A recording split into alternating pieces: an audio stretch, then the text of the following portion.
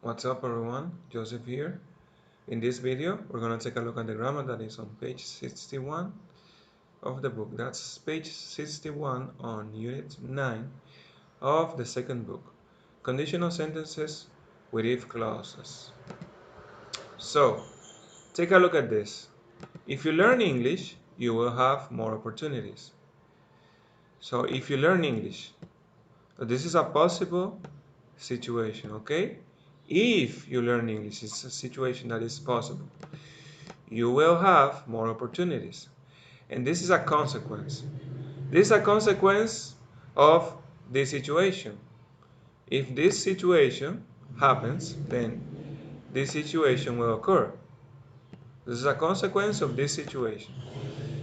The first clause is a situation that might happen in the future. It's a situation that might, there's a possibility of this situation happening in the future. And the second clause, this, is a consequence of that situation. So we use if clauses with situations that might happen, that are possible. We cannot use if clause with a situation that is not possible. Well, you could if you want, but it wouldn't be it wouldn't make much sense. So let's take a look at another example. If you drink this medicine, you might get better. If you drink this medicine, you might get better.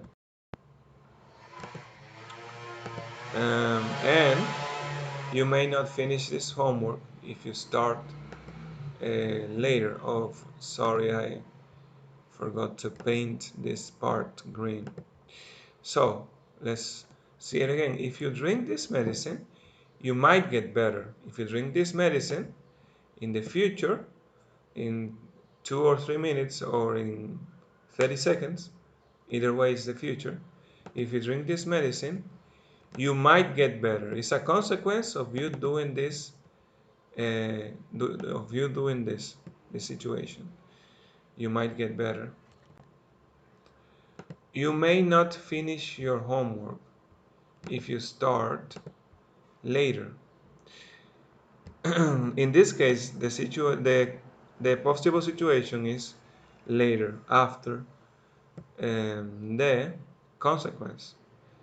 We will explain this in a few minutes. You may not finish your homework if you start later.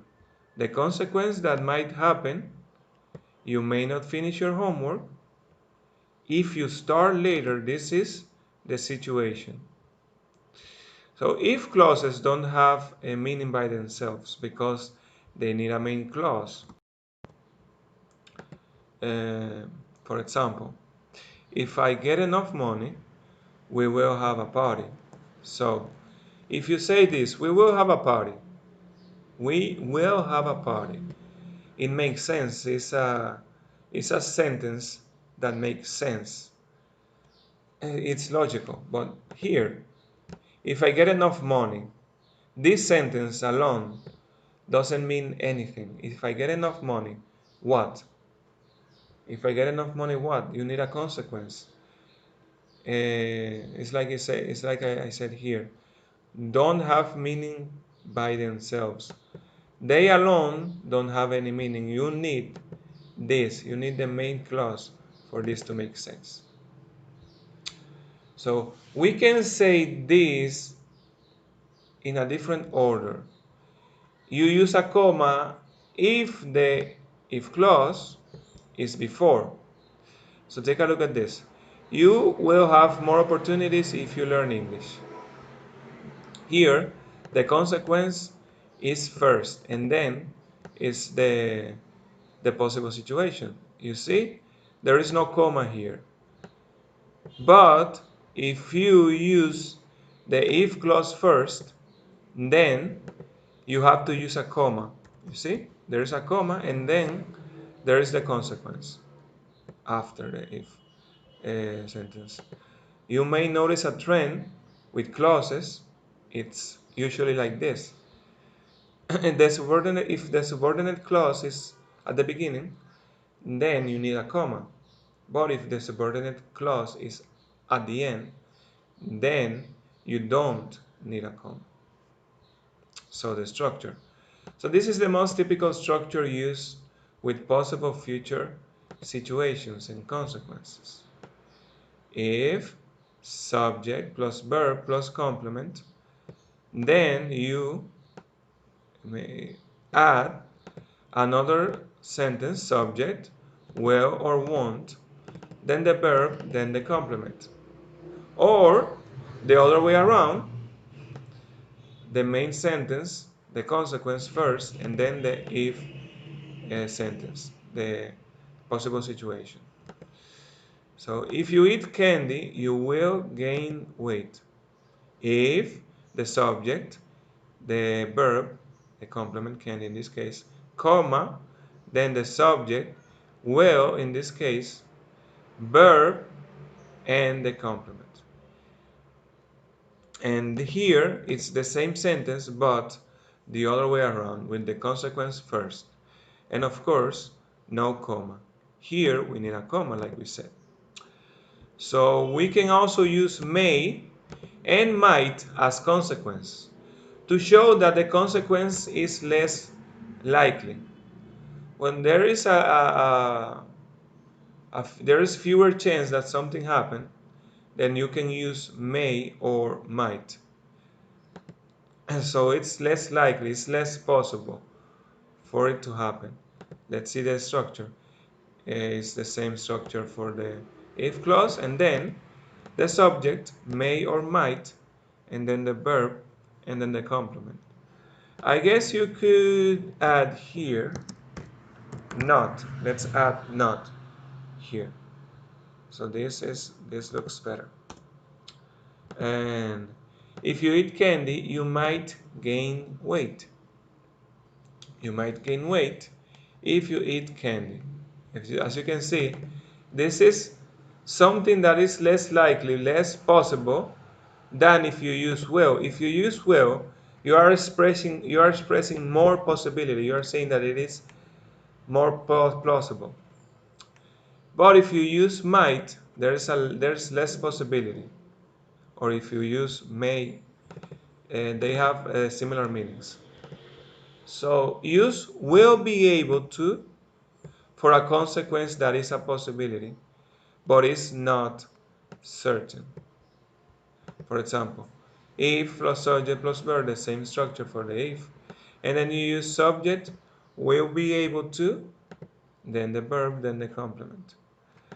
And the other way around, for the sentences in which you use the consequences first.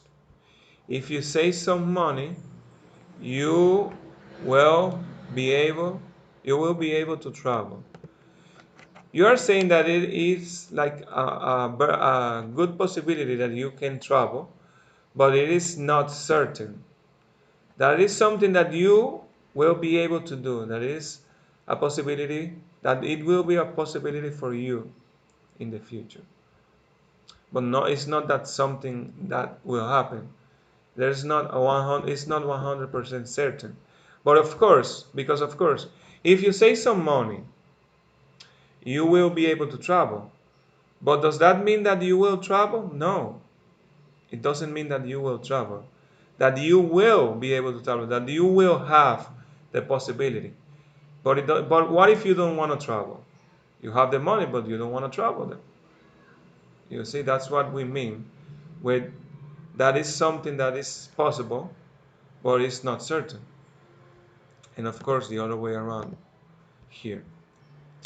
So, use will have to for a consequence that is a necessity.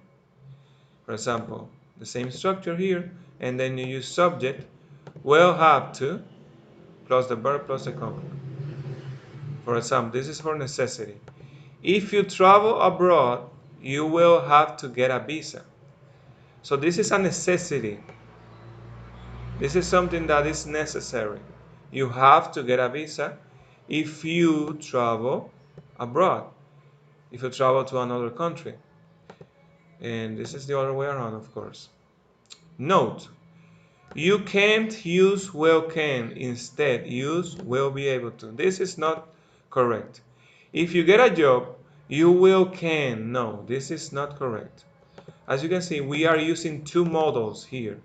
And of course, we cannot use two modals in a sentence. Well, two modals together. You will can is not possible. If you get a job, you will be able to buy a house, but not you will can buy a house. This is not correct. And another note, you can't use will must. Instead, use will have to. If you want to go to that place, you will must pay. No, you don't say you will must pay. You say you will have to pay. If you want to go to that place, you will have to pay 100 pesos. So this is the end of the video. I will see you on the next.